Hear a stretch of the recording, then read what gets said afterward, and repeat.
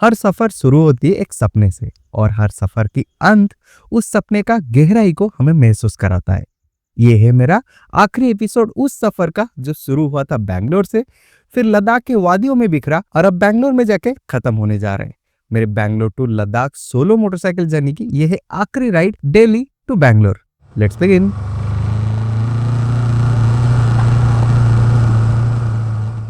Hello guys, Jay Jagannath. Welcome back to a new vlog on Roam with Som. Today is day 17 or 18 maybe. Actually I forgot the day of our Ladakh ride, Bangalore to Ladakh. आज मैं ride करने वाला हूँ Delhi to Indore. Actually मेरा plan है उज्जैन तक, but अगर time permit करता है तो इंदौर में मैं स्टे लूँगा, वही सोचा हूँ। अभी तक कुछ फाइनलाइज किया नहीं हूँ, ऑन दी फ्लाई सिचुएशन के हिसाब से डिसाइड करूँगा। एंड हम दिल्ली से स्टार्ट कर लिए हैं, अभी टाइम हो रहा है 6:30 एंड सनराइज भी हो गया है। As you can see it is looking very beautiful. और ट्रैफिक ना हो इसीलिए हम थोड़ा सा जल्दी अराउंड 6 को निकल गए थे, और थोड़ा जल्दी भी निकल सकते थे बट रात को नींद नहीं आया ठीक से। तो इस बार मैं मतलब दिल्ली टू बैंगलोर के लिए एक अलग ही रूट ले रहा हूँ, not the route which I took while coming, that is Bangalore, Hyderabad, Agra, then Delhi. वो रूट मैं नहीं ले रहा हूँ, NH44 वाला। मैं एक थोड़ा सा डिफरेंट कुछ एक्सपीरियंस करने के लिए मैं वेस्टर्न साइड जो रूट है, जयपुर, राजस्थान, वो सब होके जो रूट है वो लेने वाला हूँ। सो प्लान तो वही है, बाकी रोड कंडीशन मुझे उतना पता नहीं ये नया रूट के बारे में, क्योंकि ज़्यादा कुछ इन्फॉर्मेशन मिला नहीं। मोस्टली मिक्स्ड रोड होगा, बहुत अच्छा नहीं मिलेगा या बहुत बुरा शायद नहीं होगा। जब तक मैं कंफर्टेबली राइड कर पाऊंगा तब तक करूंगा, और जहां मन करेगा वहीं होटल ले लेंगे, उसमें क्या है। यही फ्रीडम है मतलब पहले बुक ना करने का और सोलो राइड का भी। तो let's see.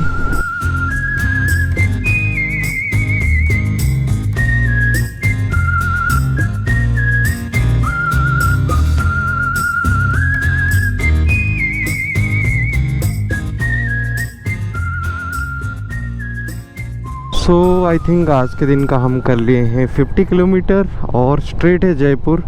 Even left side भी एक एक्सप्रेसवे है, that is Delhi to Mumbai expressway. ये वाला एक्सप्रेसवे, आज ऑलवेज एक्सप्रेसवे में बाइक्स आर नॉट अलाउड, तो इसी वजह से हम नहीं जा पाएंगे। So sad. तो ये नॉर्मल एक NH है, 248A इसका नाम है। तो इस NH में हमें कंटिन्यू करना है, फिर आई थिंक टिल जयपुर तक में भी ये NH चलेगा। उसके बाद कोटा के लिए एक रोड है, वो लेंगे। उसके बाद कोटा के बाद फिर आगे शायद MP के लिए कोई अदर NH होगा। मैं मैप में थोड़ा बहुत देखा था, वही NH 52, 48 ये दो मैं कॉमनली देख पा रहा था। टाइम हो रहा है 9:25 और मुझे लग गया था बहुत तेज भूख, और एक काफ़ी देर से मुझे ब्रेक लेना था, तो मैंने यहाँ पे एक क्विक ब्रेकफास्ट ब्रेक ले लिया। यहाँ पे ज़्यादा कुछ ऑप्शन नहीं था। अभी मैं हूँ राजस्थान के कोई गांव में। लोकल जो लोग हैं उनसे रूट पूछ रहा था, उनका कहना है कि ऐसे सिंगल लेन आगे तक मिलेगा 80-90 किलोमीटर, उसके बाद शायद 4 लेन स्टार्ट हो जाएगा, और उनके हिसाब से रोड अच्छा है। तो देखते हैं। काफ़ी मन है कि महाकाल जो टेम्पल है, शिव मंदिर, वो घूमने का, वहाँ पे आरती देखने का। आगे ऑन दी फ्लाई सिचुएशन देख के डिसाइड करना पड़ेगा। सो फार राइड इज़ गुड। मोस्टली वही रोड थोड़ा सिंगल लेन है और काफ़ी खराब पैचेस भी है इन बिटवीन, इसी वजह से उतना अच्छा एक्सपीरियंस तो नहीं रहा है सो फार।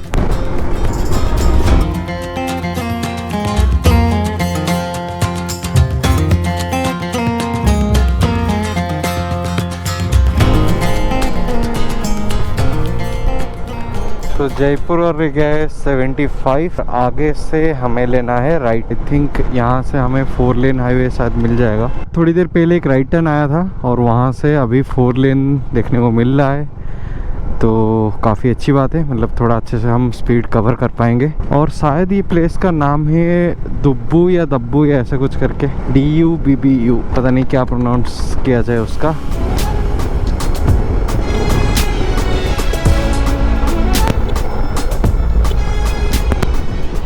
अभी मैं हूँ राजस्थान के कोई छोटे से टाउन में, और गर्मी अलग लेवल का है यार। अभी टाइम हो रहा है 11:18, बट गर्मी बहुत ज़्यादा है। ये थोड़ा सा पहाड़ी एरिया टाइप है, I can see some mountain, but गर्मी तो बहुत तेज है यार। हमें जाना है स्ट्रेट, ये एक स्टेट हाईवे है। मोस्टली मैं ऑब्जर्व कर पा रहा हूँ कि राजस्थान के अंदर जो रोड्स है काफ़ी अच्छे हैं। यहाँ से मुझे अभी लेफ्ट दिखा रहा है NH 52, और जयपुर रह गया है पीछे।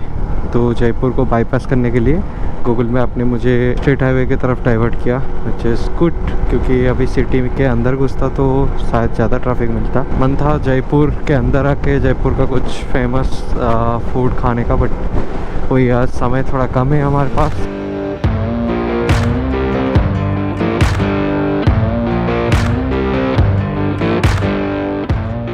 सो टाइम हो रहा है 12:11 और मुझे लग गई बहुत तेज़ भूख, और थोड़ी देर रुक सकता था बट सोच रहा हूँ अभी रुक के लंच कर लेते हैं, यहाँ थोड़ा सही लग रहा है। सो मैं लिया था यहाँ पे लंच ब्रेक, और कितना धूप है भाई, मतलब ऐसा गर्मी है जैसे बेंगलोर के आसपास जैसे पीक समर में होता है ना, वैसे टाइप गर्मी है, उससे भी कहीं ज़्यादा है मैं कहूँगा। बहुत ज़्यादा स्वेटिंग हो रहा है और काफ़ी ज़्यादा डिहाइड्रेशन हो रहा है। अच्छी बात ये है कि मैंने ये बैग इस बार ऑर्डर कर दिया था, हाइड्रेशन बैग, और काफ़ी मुझे मतलब हेल्प कर रहा है ये हाइड्रेशन में। सो यहाँ पे मैंने क्विकली लंच कर लिया, ज़्यादा कुछ वैसे ऑप्शन नहीं था, मैं वैसे थाली टाइप ढूंढ रहा था बट नहीं था, तो बेसिक रोटी दाल ही मंगाया और सही था, ओके था। तो अभी यहाँ से उज्जैन जो महाकाल टेम्पल है वो रह गया है 420 किलोमीटर, तो 7 आवर्स हम 30 मिनट्स के आसपास दिखा रहा है। तो चलते हैं, देखते हैं कितना समय लग रहा है।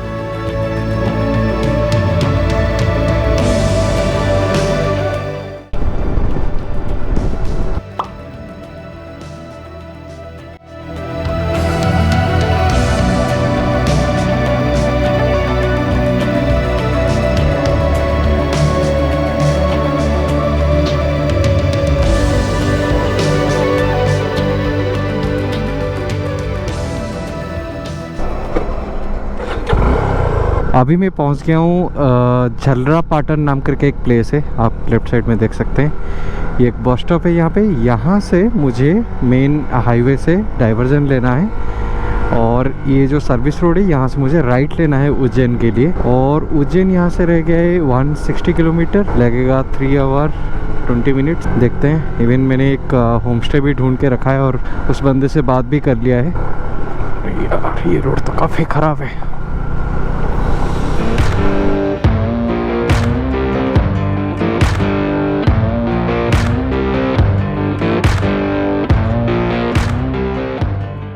मैं भी पहुंच गया हूँ डोंगर गांव नाम करके एक प्लेस, ये शायद राजस्थान में है, और ये पर्टिकुलरली है the border of Rajasthan and Madhya Pradesh.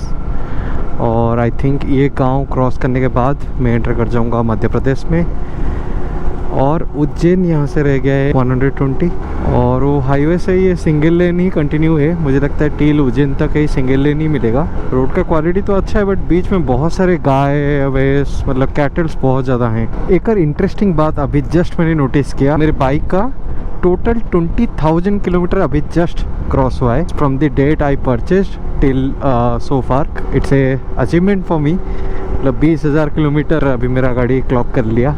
और इस ट्रिप का अगर बताऊं तो 6,480 आई थिंक घर पहुंचते पहुंचते तो 8,000 टच कर जाएगा मुझे लगता है, क्योंकि उज्जैन से और आई थिंक 1,500 किलोमीटर होगा। सो फार राइड इज़ सो गुड। जो बेंगलोर टू लद्दाख मेरा राइड है अभी तक कोई प्रॉब्लम नहीं हुआ, टचवुड। लास्ट जो अभी 2 दिन बचा है आज के बाद, भगवान की कृपा से अगर वो 2 दिन भी सही चल जाए तो बहुत बढ़िया, एकदम हमारा लद्दाख राइड सक्सेसफुली कंप्लीट हो जाएगा।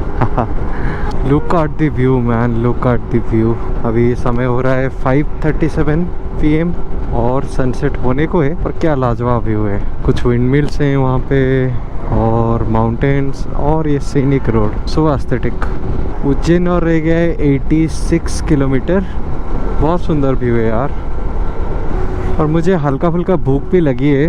एक्चुअली लंच के बाद मैंने कुछ खाया नहीं था। लंच भी मैं थोड़ा सा अर्ली किया था, अराउंड 12:30। पेट में कुछ खाना नहीं गया है, पानी तो बहुत गया है। तो देखते हैं कहीं रुक के कुछ चाय नाश्ता वगैरह हल्का फुल्का तो कर ही सकते हैं। और वैसे हमें और 2 घंटा लगेगा मैक्स। क्या खूबसूरत व्यू है यार, क्या खूबसूरत। बहुत सारे विंड मिल्स हैं। जितना मैं उज्जैन की तरफ जा रहा हूँ और मुझे ज़्यादा विंड मिल्स दिखाई दे रहे हैं। और ये सनसेट के टाइम तो एकदम क्रेजी सीनिक दिख रहा है।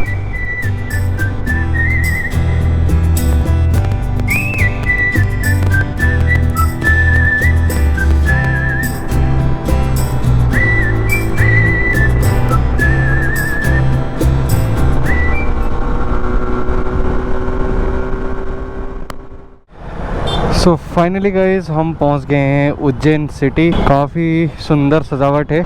अरे भैया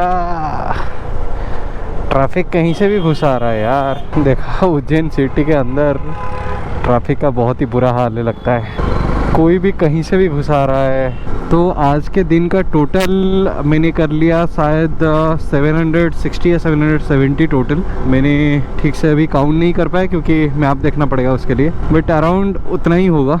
काफ़ी सही टाइमिंग में मैं कर लिया आज। देख रहे हो कितना बढ़िया लाइटिंग है, लग रहा है जैसे पूरा त्यौहार चल रहा है। वैसे उज्जैन शहर ही मतलब एक त्यौहार वाली शहर है, हमेशा हैपनिंग होता है इधर। हर त्यौहार में महाकाल मतलब शिव जी का पूजा तो होता ही है, और काफ़ी कुछ मंदिर वगैरह भी है इधर। तो हमें दिखा रहा है लेफ्ट साइड से आगे एकदम चमचमाती हुई रंगीन दिख रही है ये शहर।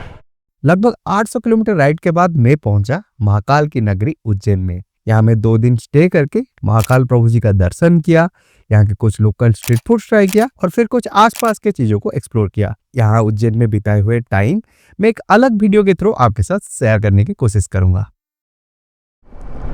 हे guys, welcome back to the day 2 of Delhi to Bangalore. और मैं आज उज्जैन से ट्रैवल करने वाला हूँ सोलापुर, जो कि है रफली 780 किलोमीटर के अराउंड। ये मेरा टारगेट है, बाकी देखते हैं सिचुएशन के हिसाब से। टाइम परमिट करता है तो आगे जाएंगे, अगर टाइम परमिट नहीं करता है तो पीछे कहीं रुक जाएंगे। Such a beautiful city, such a nice sacred city this Ujjain is so lovely.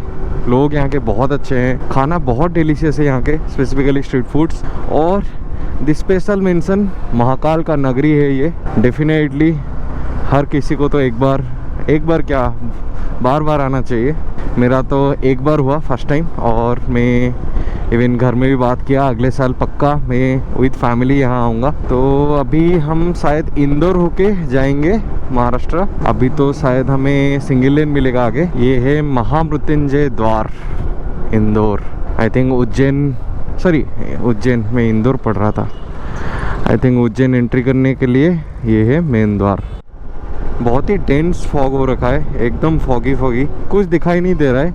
Even मैं वाइजर ओपन करके भी चला रहा हूँ, but max to max 300-400 metre का विजिबिलिटी है। इसलिए मैं जो थोड़ी सी बड़ी गाड़ी जैसे कार हुआ ये हुआ इनको फॉलो कर रहा हूँ। अभी समय हो रहा है 7:30, बट स्टिल मतलब ये फॉग मुझे नहीं लगता अगले 1-2 घंटे में ये क्लियर होने वाला है। सो अभी मैं पहुँच गया हूँ इंदौर सिटी, और यहाँ से मुझे दिखा रहे 200 मीटर पे राइट जाना है, एक सुपर कॉरिडोर रोड। और बाइक मोड में एक अलग रूट दिखा रहा था। The problem is bike road में सिटी के अंदर होके दिखाता है, जिसमें काफ़ी इनकन्वीनियंस होता है बाइक विथ लगेज के साथ जाना, क्योंकि ट्रैफिक भी होता है ना। तो इसलिए मैं कार मोड में डाला हूँ, देखते हैं। बस यही डर है कि ऐसा ना हो कोई एक्सप्रेसवे दिखा दे, या फिर कोई ऐसा रोड जिसमें बाइक्स और 2 व्हीलर्स अलाउड नहीं है। बस वही एक डाउट है, और एल्स एवरीथिंग इज सुपर। और इतना फॉग था ना भाई, पीछे इतना फॉगी हो रखा था, बाप रे बाप, मतलब कुछ विजिबिलिटी नहीं था। और अब तो अक्टूबर बिगिनिंग है, आगे और विंटर पड़ा है, तो जब पीक विंटर में तो भयंकर मतलब ये होता होगा फॉग। इसीलिए नॉर्थ में फॉग ज़्यादा होने की वजह से बहुत एक्सीडेंट्स भी होता है विंटर में।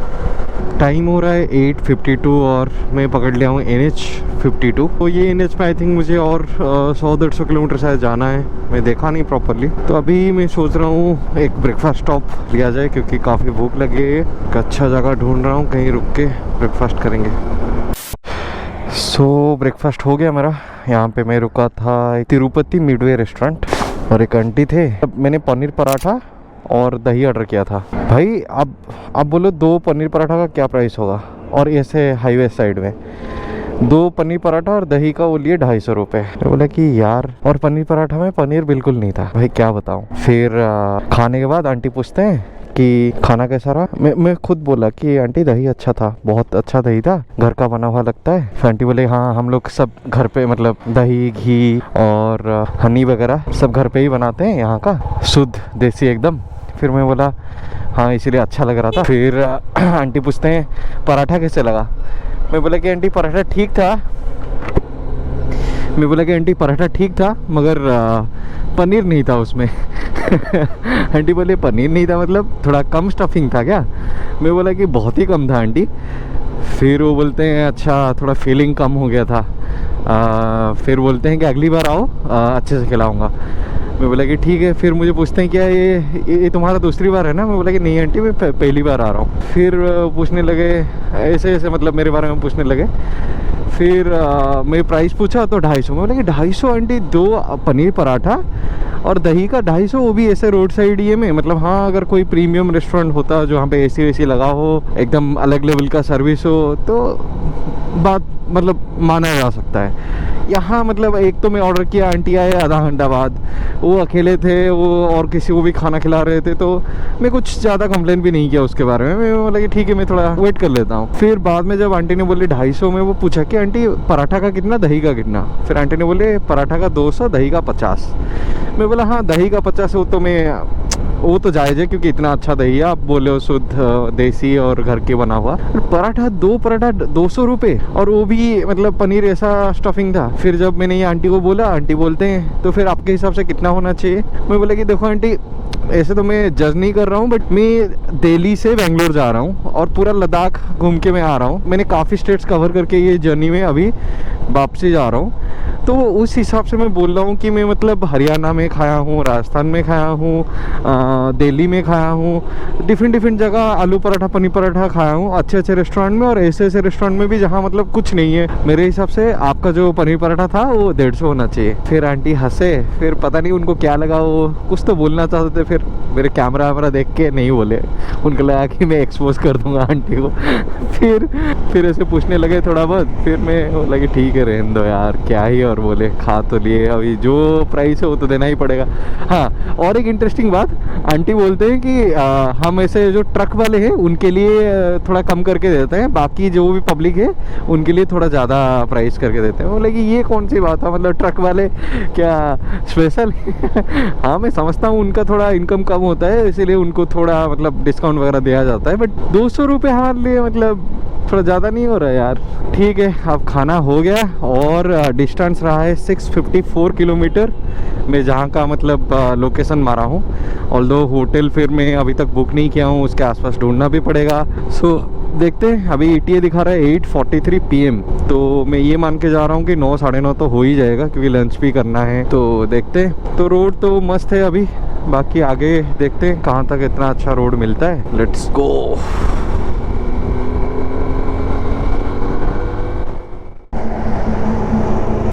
MP में पेट्रोल थोड़ा सा ज़्यादा है, 107, इवन कर्नाटका से भी ज़्यादा। कार्ड हो जाएगा ना सर? कार्ड हो जाएगा ना फुल टैंक? और ये जो आप देख सकते हैं ये है नर्मदा मैया, the mighty Narmada river. Even मैंने पहले भी वीडियो में बोला था एक बार, जैसे कहते हैं ना गंगा नदी में डुबकी लगाने से सब पाप धुल जाते हैं, वैसे कहते हैं नर्मदा को सिर्फ आंखों से देख लेने से पाप सब धुल जाते हैं, पवित्र हो जाते हैं। तो सोचो, हाँ, बहुत ही प्यारा रिवर है। मैं और एक बार जब गुजरात गया था इस साल मार्च महीने में, उस टाइम भी नर्मदा रिवर को काफ़ी करीब से देखा था। उस टाइम मतलब उतना रिवर का फ्लो नहीं था और सूख गया था। ये मैं आ गया अभी MP और महाराष्ट्र की बॉर्डर, जहाँ पे एक चेक पोस्ट भी है शायद, हाँ, ट्रक्स वालों के लिए उस साइड में चेक पोस्ट है। तो इसके बाद महाराष्ट्र शुरू। अभी तक तो रोड बढ़िया था, एकदम 4 लेन हाईवे। देखते हैं इसके बाद कैसा रोड मिलता है। मैं हूँ अभी महाराष्ट्र में एक कोई अनजान place, I don't know the name of this place, और यहाँ से शुरू होती है घाट सेक्शन। आगे बहुत ही खूबसूरत माउंटेन्स है और ग्रीनरी है। इवन आप मेरे राइट साइड में भी देख सकते हैं। यहाँ से सोलापुर और रह गया है around 370। Wow, what a beauty.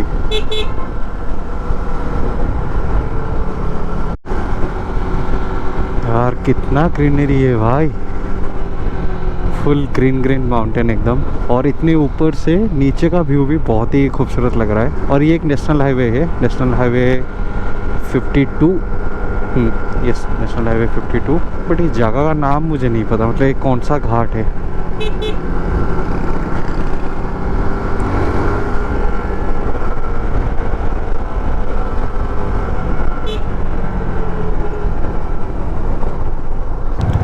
ये रास्ता देखिए, लग रहा है यहाँ पे जो वाटरफॉल जैसे होते हैं वैसे टाइप होगा, बट अभी सीजन नहीं है शायद इसीलिए पानी दिख नहीं रहा है। What A view.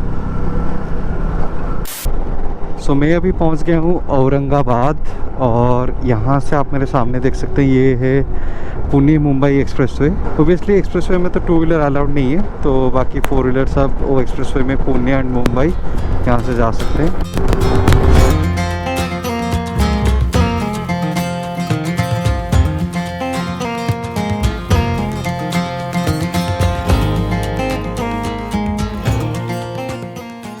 I think lunch के लिए ही रुक जाना चाहिए, क्योंकि पता नहीं आगे और कहीं ऑप्शन मिलेगा या नहीं। छाव में लगा दिया, हल्का फुल्का खा के निकल जाएंगे, क्योंकि अभी भी वो आंटी का पराठा मेरा हजम नहीं हुआ है। पनीर तो नहीं डाले थे, बट जो भी था अभी तक हजम नहीं हुआ है। और यहाँ से सोलापुर रह गया है 300 किलोमीटर। Let's see. तो लंच के बाद अभी मैं कैमरा चालू कर रहा हूँ, क्योंकि जहाँ पे मैं लंच कर रहा था वहाँ बहुत तेज़ फिर बारिश हुआ लंच करते करते। उसके बाद मैं काफ़ी देर वहाँ पे वेट किया, और फिर रेनकोट पहन के निकला और गोप्रो वगैरह अंदर रख दिया था। अब जाके ऑन किया हूँ। और भाई खाने का एक्सपीरियंस तो बात ही मत पूछो यार। आज सुबह भी खाने का एक्सपीरियंस अच्छा नहीं रहा, और अभी वहाँ पे जो लंच किया मैंने इतना घटिया था। मतलब एक तो वहाँ पे ऑप्शन नहीं था, जो मेनू में था उनके पास कुछ नहीं था। उसने मुझे मेनू पकड़ाया, फिर मैं बोला कि वेज थाली कर दीजिए। वो बोले कि नहीं वेज थाली नहीं होगा। बोले फिर क्या होगा? ना बाकी आप जो ऑर्डर कर सकते हैं, वो बस वेज थाली नहीं। बोले कि बाकी कोई थाली है? ना थाली कुछ भी नहीं है, आपको इंडिविजुअल ऑर्डर मिलेगा। बोले कि अरे साला, तो फिर मेनू में क्यों लिखे हो? फिर वो बोलता है कि अभी थोड़ा सा कुछ है उनका, इसीलिए नहीं है। और फिर मैं बोले कि आप बताओ क्या ऑर्डर करें? फिर वो बोलता है कि सर चिकन बिरयानी आप ऑर्डर कीजिए, अच्छा रहेगा। मैं बोले कि अच्छा फिर कौन सा चिकन बिरयानी? ना एक था, एक नॉर्मल वाला था और एक हैदराबादी वाला था। फिर वो बोले कि हैदराबादी वाला ट्राई करो, अच्छा रहेगा। फिर मैं बोला ठीक है कर दो। फिर भाई 15-20 मिनट बाद वो हैदराबादी बिरयानी लेके आया। साला इतना घटिया बिरयानी, मतलब क्या बताऊँ भाई। लग रहा था जैसे मैं जला हुआ चिकन फ्राइड राइस खा रहा हूँ, और चिकन फ्राइड राइस बस नाम का, पता नहीं क्या क्या मसाला डाला था यार उसके अंदर, बहुत ही बेकार था। फिर मैं उसको बुलाया, बोला कि, फिर उसने मुझे पूछा कि क्या हुआ सर? मैं बोला कि देखो ये क्या बनाया हो, इतना घटिया, मतलब इतना ख़राब लग रहा है, जला हुआ लग रहा है। फिर वो बोलता है कि ठीक है सर मैं एक्सचेंज कर देता हूँ। वो भी साला 250 रुपये का था।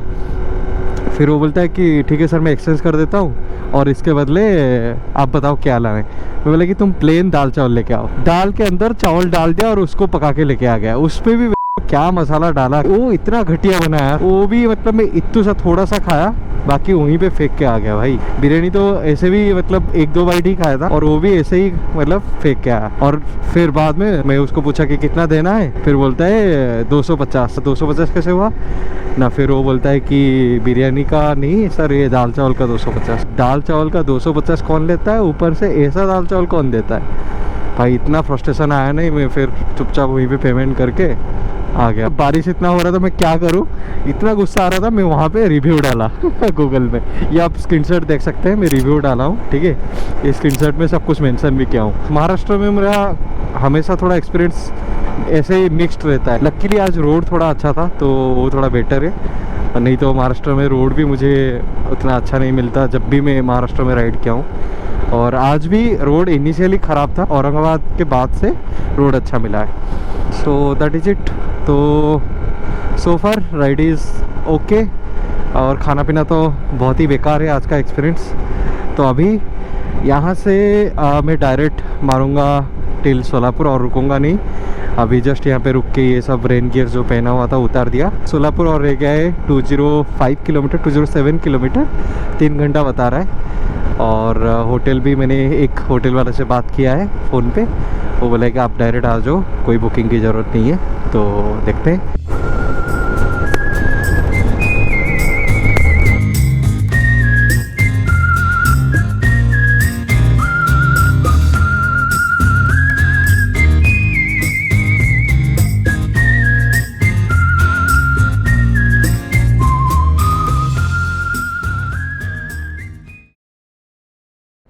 So good morning from Solapur. ये रहा आपके लिए Solapur town. I could see very nice, very beautiful city in the morning. अभी हम निकल रहे हैं बेंगलोर के लिए, जो कि है रफली यहाँ से 600 something kilometre, around I think 650, जो कि हम करेंगे कुछ 11 से 12 घंटे के अंदर। सो होपफुली इवनिंग 6:30 PM तक मुझे पहुँच जाना चाहिए बेंगलोर में, मेरे रूम में। सही में यार सोलापुर सिटी तो बहुत सुंदर है। मतलब कल रात को मैं घुसा तो उतना मैं नोटिस नहीं कर पाया, और ऊपर से मैं शायद बाईपास रोड से घुसा। अभी जा रहा हूँ बीजापुर रोड से, क्योंकि मैं बीजापुर होके ही बेंगलोर जाऊँगा। और लोग भी काफ़ी अच्छे हैं यहाँ के, मतलब मुझे तो बहुत सही लगे। हाँ, मैं और एक चीज़ बोलना भूल गया, शायद मैं ब्लॉग वीडियो नहीं किया हूँ। कल मैं जहाँ स्टे कर रहा था, अन्नपूर्णा लॉज करके एक बहुत अच्छा स्टे है यहाँ पे। 700 रुपये में बढ़िया रूम था, नॉन AC था, और 700 रुपये में बढ़िया था। अभी वैसे भी AC की ज़रूरत नहीं है, और उनका ही एक वहाँ पे डाइनिंग हॉल है, मतलब बेसिकली एक रेस्टोरेंट है। तो फिर उन्होंने रिकमेंड किया वहाँ जाके खा लो डिनर।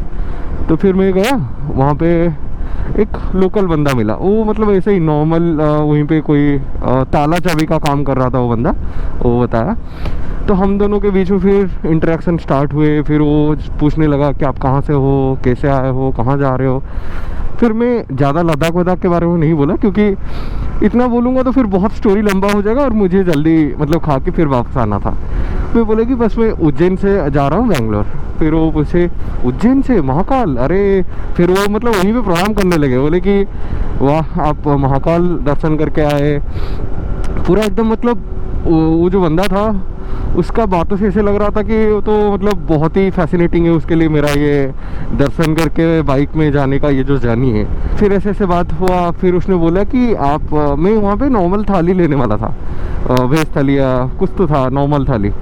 फिर उसने बोला कि वो नॉर्मल थाली के बदले भाकरी थाली ट्राई करो। मैं बोला कि भाकरी क्या होता है ना। फिर बोला बाजरा से बना हुआ रोटी को भाकरी बोलते हैं। इवन मुझे अभी तक भी नहीं पता, जो उसने बोला वही मैं बोल रहा हूँ। फिर उसके बाद उसने रिकमेंड किया, और एक डिश पीनट का चटनी था, वो था, और एक स्पाइसी चटनी था, एक एक करके सब आइटम, और एक सब्जी था। मैं पूछा उसको ये कौन से चीज़ से बना हुआ है।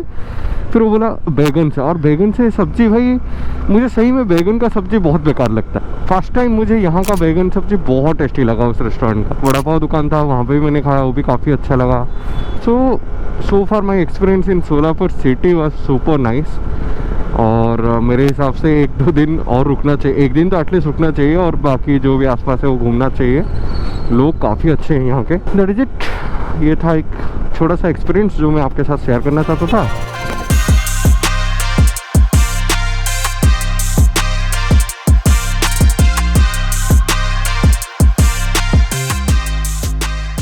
Finally I entered Karnataka. ये है सोलापुर के बाद जो check post. Finally after I think 30 days I am entering Karnataka again means I left Karnataka I think September 7th और समथिंग। सो अराउंड 30 days हो गया, और मुझे आगे फ्यूल अप भी करना है। मैं जानबूझकर मतलब महाराष्ट्र में नहीं कर रहा था, क्योंकि महाराष्ट्र में फ्यूल है 107, एंड मुझे इतना पता है कर्नाटका में महाराष्ट्र से कम है, एंड आई थिंक 103 या 102 होना चाहिए। लेट्स सी, यहाँ फ्यूल अप करवा लेते हैं, देखते हैं अभी कर्नाटका में क्या है पेट्रोल की प्राइस। कार्ड हो जाएगा ना, कार्ड 102.95 वही बोल रहा था ना। ये मैं हूँ एक HP पेट्रोल पंप पे, ठाकुर सर्विस स्टेशन नाम करके, ये सोलापुर के बाद आता है टुवर्ड्स विजयपुरा। और यहाँ पे मतलब इतना दिन लोगों का है, क्या बताऊँ यार। सबसे पहले मैं पूछा कार्ड होगा, वो बोला कि हाँ हो जाएगा। पेट्रोल भरने लगा तो मैं बोला उसको कि ज़्यादा ऊपर तक मत भरना। फिर वो बोलते नहीं जाएगा करके ज़बरदस्ती भर रहा था। फिर इतना भरा कि मेरा जो ओवरफ्लो पाइप में उसमें नीचे तक आ गया। मैं सबसे पहले पूछा था उसको कार्ड होगा कि नहीं, टाइम लगेगा फ़ोन पे कर दो। मैं बोला कि अगर फ़ोन पे करना होता तो तेरे पास थोड़ी क्यों करता, आगे इंडियन ऑयल है वहाँ नहीं भर लेता। बोला कि सर आप ऐसे बात करते हैं, ये करते हैं। मैं बोले कि अरे भाई तेरे को पूछा कि कार्ड होगा कि नहीं, उसके बाद जाके भरने के बाद फिर बोलता है कि कार्ड मशीन में चार्ज नहीं है। फिर मैं बोला कि चार्ज क्यों नहीं है, मतलब ये ना यहाँ कार्ड में ज़्यादा नहीं भरते। मैं बोला कि ये कौन सी बात है, ज़्यादातर लोग कैश में भरेंगे तो इसके मतलब तुम कार्ड मशीन नहीं रखोगे या चार्ज नहीं रखोगे उसमें। और ऊपर से दोनों आदमी वहाँ पे बैठे हुए हैं, एक जगह बैठ के मोबाइल चला रहे हैं। क्या बताएं यार सही में। मतलब फिर उसको बोला कि तुम्हारा सेल्स मैनेजर जो है उसका नंबर दो, मैं फ़ोन करके पूछता हूँ। ज़्यादा लोग नहीं कार्ड में भरते हैं तो इसीलिए हम चार्ज नहीं करते, ये बात मैं उसको पूछता हूँ। फिर वो बोलता है कि क्या सारा पैसे बात कर रहे हो, और ये मैं बोला कि तेरा काम है ये करना, तो साला उस ऊपर से मुझे जवाब दे रहा है। गया वो अंदर, फिर मुझे बुलाया, फिर वहाँ पे मशीन को चार्ज पे लगाया और ट्रांजैक्शन किया और आया। फालतू का टाइम वेस्ट किया मेरा। तो मैं उसका सब नंबर और पेट्रोल पंप का डिटेल्स लेके गया हूँ। ये मैं एस्केलेट करूँगा भाई, सही में कंप्लेंट डालूंगा। तो बट दी थिंग इज, ऐसे कितने लोगों के साथ वो कर रहे होंगे आप सोचो। और कोई अगर कंप्लेंट नहीं करेगा तो इनका मतलब ज़्यादा और बढ़ता रहेगा ये सब। इनका मतलब क्या है, मतलब ज़्यादा रोज़गार भी नहीं है, वो नहीं है, तो कंप्लेंट दे के फालतू का मैं उनका लाइफ ख़राब नहीं करना चाहता। बट इनका एटीट्यूड कैसा है, मतलब एक बार अगर गलती उनका पकड़ा गया भी, वो मानते ही नहीं है। वो मुझे सबसे ज़्यादा गुस्सा लगता है कि एक बार तुम्हारा अगर गलती है, तुमको भी पता है कि तुम्हारा गलती है, अगर उसके बाद भी नहीं मानोगे तो भाई मेरा मतलब एकदम गुस्सा चढ़ जाता है दिमाग।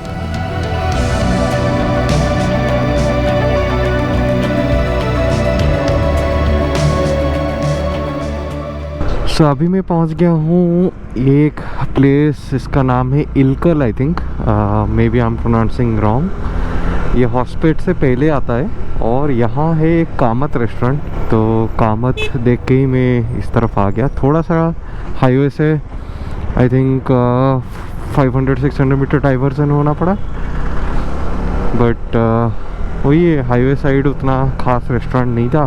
तो मैं बोला कि ठीक है, इस तरफ आ जाते हैं। अच्छा रेस्टोरेंट कामत का, एक्चुअली ये खाना अच्छा होता है, सर्विस भी अच्छा होता है। मैं सोचा यहीं रुक के ब्रेकफास्ट कर लेंगे। राइट साइड में है कामत, ये रहा कामत रेस्टोरेंट।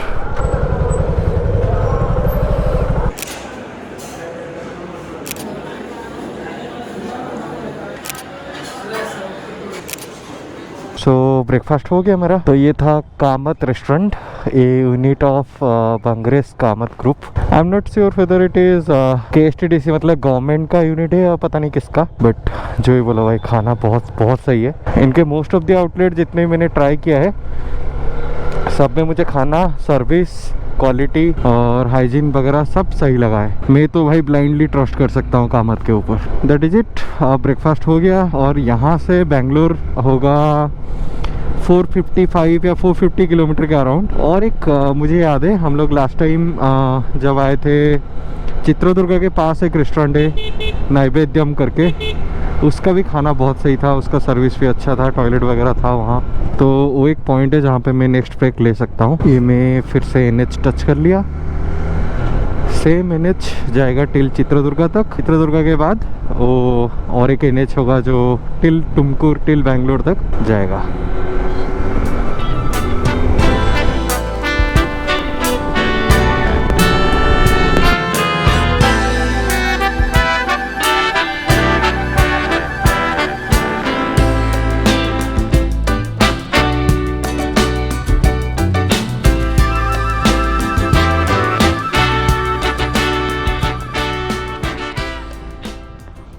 सो गाइस, ये है मेरे साइड में Tungabhadra river. I don't know it is coming in camera और not. No, it is not coming in camera I think. मैं देख पा रहा हूँ अभी तो पानी का लेवल थोड़ा है। लास्ट टाइम जब मैं आया था तब उतना ज़्यादा नहीं था। हाँ, अब दिखाई दे रहा होगा। एक फ़ोटो तो लेना बनता है यार। मैं पहुंच गया हूँ चित्रदुर्गा। यहाँ से राइट जाओगे तो चित्रदुर्गा सिटी आएगा, ये लेफ्ट जाओगे तो ये बेंगलोर की तरफ रोड आगे कनेक्ट होगा। ये है वो रेस्टोरेंट नैवेद्यम, और थोड़ा सा अपोजिट डायरेक्शन में तो आना पड़ेगा इसके लिए, बट क्या ही कर सकते हैं। बट अच्छा रेस्टोरेंट है, इसीलिए मैं आया। यहाँ विंडमिल्स है, माउंटेन्स है और ये रेस्टोरेंट। चलिए थोड़ा रेस्ट लेके हल्का फुल्का कुछ खा के फिर निकलते हैं बेंगलोर। सो काफ़ी देर में यहाँ पे एक ब्रेक ले लिया। मैं चाहता था यहाँ का बेन्ने डोसा खाने के लिए। मैं एक बार ट्राई किया था लास्ट टाइम, बहुत ही अच्छा लगा था। That is actually Davanagere special. Davanagere is a place I think ahead of Chitradurga. तो बेन्ने डोसा यहाँ का बहुत फेमस है, बहुत अच्छा भी है, बट अभी नहीं था। वो बोले थे 11:30 बजे के बाद ब्रेकफास्ट आइटम ख़त्म हो जाता है। वेज पुलाव ऑर्डर करना पड़ा और कोई ऐसा हल्का फुल्का ऑप्शन नहीं था। विंड मिल्स का व्यू एकदम सामने। तो अभी यहाँ से बेंगलोर मेरा रूम आई थिंक है 200 सम किलोमीटर, 240 किलोमीटर और 250 किलोमीटर में भी लगभग अराउंड 5:30 के आसपास मैं पहुँच जाऊँगा। Finally guys, we reached Bangalore. This is the Hoskote toll, मतलब ये बेंगलोर आउटस्कॉट है। 8128 अभी मेरा ओडोमीटर का रीडिंग है। तो फाइनली हमारा Bangalore to Ladakh solo ride complete हो गया, जिसमें हम कुछ टोटल 21 डेज कंटिन्यूस राइड किए। बीच में बहुत सारे डे हम लोग रेस्ट भी लिए। ये था मेरा जर्नी। अगर आप ये लास्ट एपिसोड देख रहे हो, thanks to you, thanks for your time and support. Because of you guys only everything is possible. और thank God, thank everyone. मैं थोड़ा एंड नोट देने की कोशिश कर रहा हूँ। So that is it guys in this video. Hope आपको मेरा ये जर्नी पसंद आया हो। See you soon with a new adventure, with a new ride, with a new journey. Stay tuned guys. Thanks for watching. See you soon. Bye bye.